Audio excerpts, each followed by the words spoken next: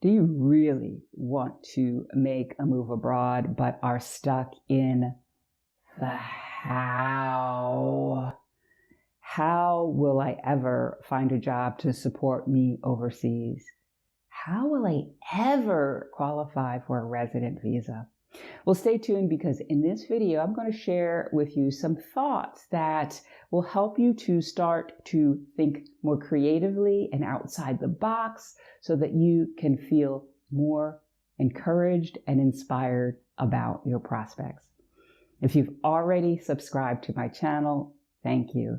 If you haven't, then subscribe and click that notification bell so that each time I upload a video about moving abroad, living abroad, or finding the confidence and courage to live life on your terms, you will be notified. My name is Patricia Brooks, and in 2018, I quit my job and I moved to the south of France. And it was a scary prospect, but I stepped out on faith and it has worked out for me. And now I help women who want to make a move abroad confidently and sustainably do so. So stay tuned to the end of the video because I'm going to share a link that if you're interested in working with me, you can have a complimentary session. All right, so let's get to it. How did I make my move abroad, right? How did I make my move to France? Well, I came to France on a visitor visa, which is something that I just read in a visa book, a very reputable visa book that's probably not the path you want to go down. And maybe that is true. And had I read that before I made my application and moved to France, I might not have done that. I might still be in the US and I might be more miserable than I was before I left. So the thought or idea here is don't let other people's beliefs get in your way. And I was guilty of that for a long time. I believed that a bird in the hand was worth two in the bush. So that quitting my job was not something that I could do unless I had another job in hand. But I did that and I moved to France on this visitor visa where I had to show that I could support myself without working.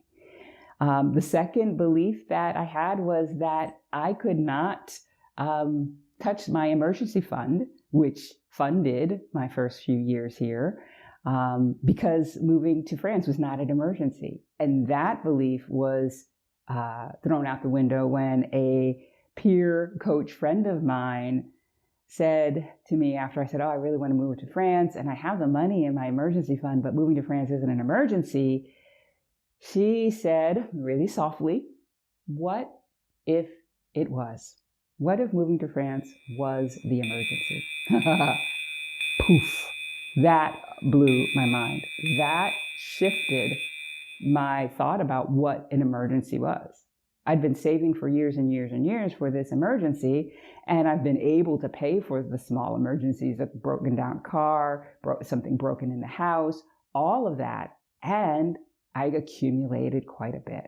And so I was fortunate enough to be able to use that money to fund my couple year sabbatical here in France until I figured things out. So that's the first idea. Don't let other people's beliefs hold you back. Ask yourself, why does that have to be the case? Whose belief is that anyway? And remember that there's more than one way to skin a cat. So just because I moved to France this way doesn't mean that that's the path that you have to take. There are so many other paths. All right.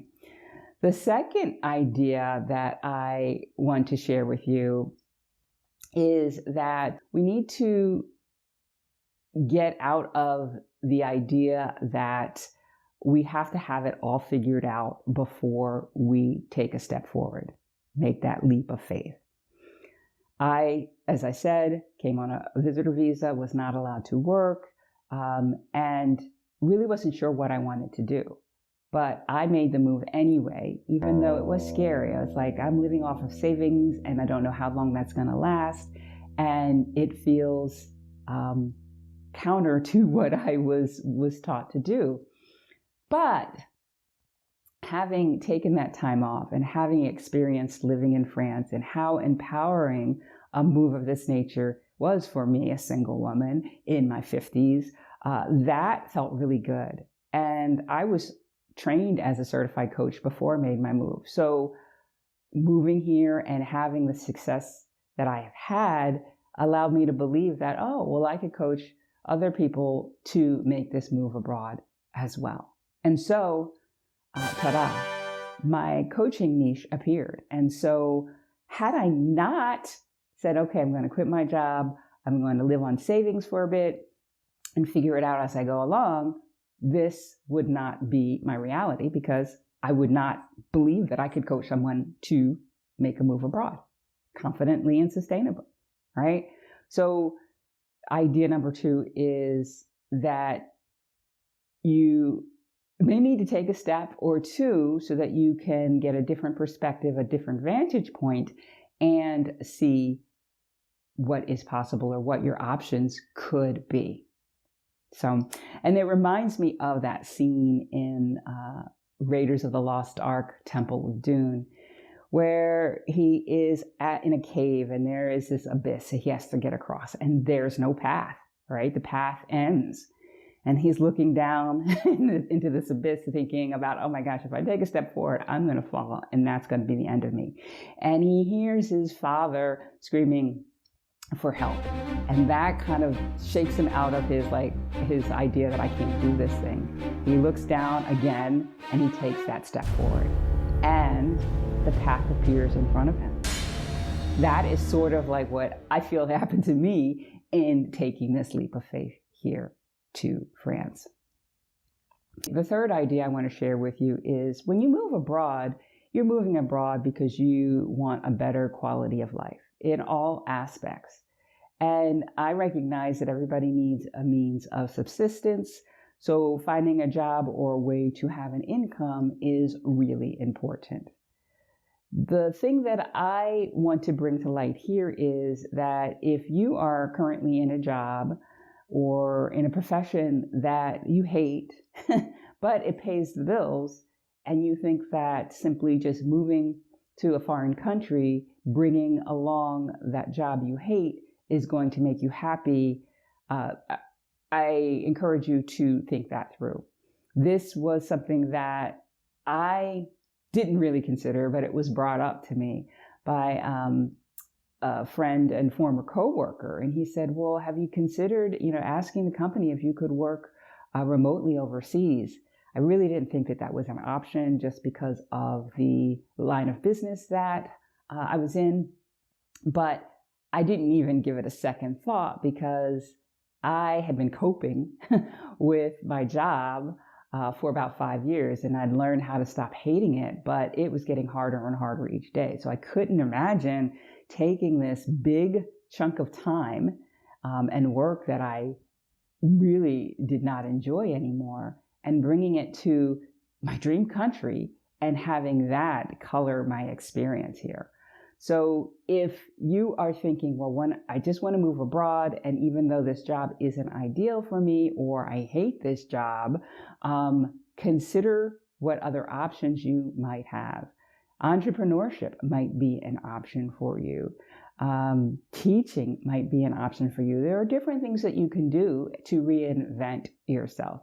And this was another belief that I had actually taken from my mom was, oh, you don't want to be an entrepreneur because entrepreneurs are all broke. You can't make any money that way, right? And we, our family, are not entrepreneurs, right? You, your brother, me, your father, that's not who we are. And so that was something I carried with me for a long time. Even up until the last couple of years, I've had to combat that and really kind of do some mindset work so that I can really have that belief that this business is the thing that is going to skyrocket, right? So again, question what you're considering and how you want to experience your new life abroad, and whether or not that job or that means of subsistence is going to be the thing that's going to make you happy. And if it isn't, explore other options. All right. So I've shared a lot. What is the how that has you stuck? What is the thing that keeps you from moving this dream forward? Comment in the comments below this video. Now, many of you may already know what country you want to move to. Others might say, I'm not really sure where, and that can be an issue to kind of even figuring out what types of visas are available and how you might fit into that. So if that is your situation, I have a questionnaire that will help you to narrow down to region or continent, and even down to country that would be most suitable for you, so that you can then start to do research on the visa types and what those entail. All right. And if you know what country you want to move to and you are still stuck in the how, you've got these ideas, these thoughts to think about it differently, but want to talk it through, well, let's have a conversation. I'm going to put a link to a complimentary discovery session in the description. So feel free to sign up for that. And be sure to, if you got value out of this video, give it a thumbs up. If you want to see other videos about my journey, you can check those out here. And I look forward to seeing you again soon. Take care and bye for now.